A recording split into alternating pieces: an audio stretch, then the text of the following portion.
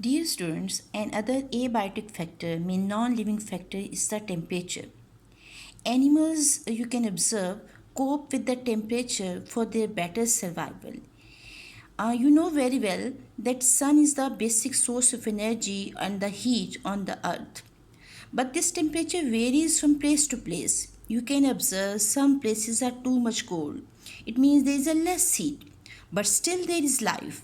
It means the animals or the plants which live in these cold places, they have some characters or traits which help them to survive in this cold environment. As you can observe some deserts where they are too much hot, but still there is life. It means the animals, the organisms which survive in this hot condition, they have some traits which help them to survive in these harsh conditions. Here we will discuss few exceptional cases. Most organisms can best survive in the optimum temperature, mean optimum temperature in which the maximum species can better survive. And this range is 0 degrees centigrade to 45 degrees centigrade. But here we will discuss few cases which are the exceptional cases which can survive in the extreme cold weather as well as in the extreme hot temperature. They have given us the example of the Antarctic fish. It can better survive and in the cold temperature, which is a freezing temperature, because nature, Allah has given is a anti-freezing protein. That's why it can survive in the cold environment. Then come towards the another example, Pompeii worms. They live in the Pacific Ocean and near opening on the seafloor where hot mineral rich water flows. But this Pompeii worm in this hot temperature not only survive, it thrives, mean it flourish. It can bear that temperature. What's the reason? Actually, on the back of the Pompeii worms are colonies of heat-loving bacteria, which provide the worms with a layer of insulation against the heat. That's why this Pompeii worm can better survive in the hot condition. Then come on towards the another discussion, adaptations to low temperature. First, mark the adaptations which are called behavior adaptations. Shedding of leaves during the winter. The plants shed their leaves to conserve the water and energy during the cold winter, because during winter the process of photosynthesis becomes slow. That's why in order to conserve the energy and the water loss, the plants shed their leaves.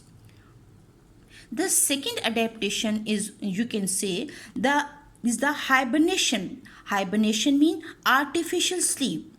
During winter, mostly the animals which are cold-blooded, mean which can't maintain their body temperature fall during the winter. That's why they go in artificial sleep, they hide themselves, and during this process their metabolic process becomes slow. And when the temperature becomes again high, they come outside and again start their routine life, and that adaptation is called hibernation, and in this way they can survive in a cold temperature. Migration. This type of the behavioral adaptation we observe in the birds.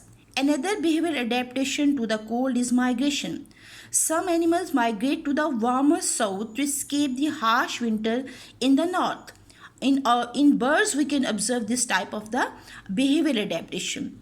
So these are the three behavioral adaptations: shedding leaves, which you can observe only in the plants, hibernation in the cold-blooded animals, and migration in the birds. These are the behavioral adaptations which help the organisms to survive in the low temperature, meaning cold environment. Then they have discussed about the adaptations for reducing heat loss. You can observe the polar bear.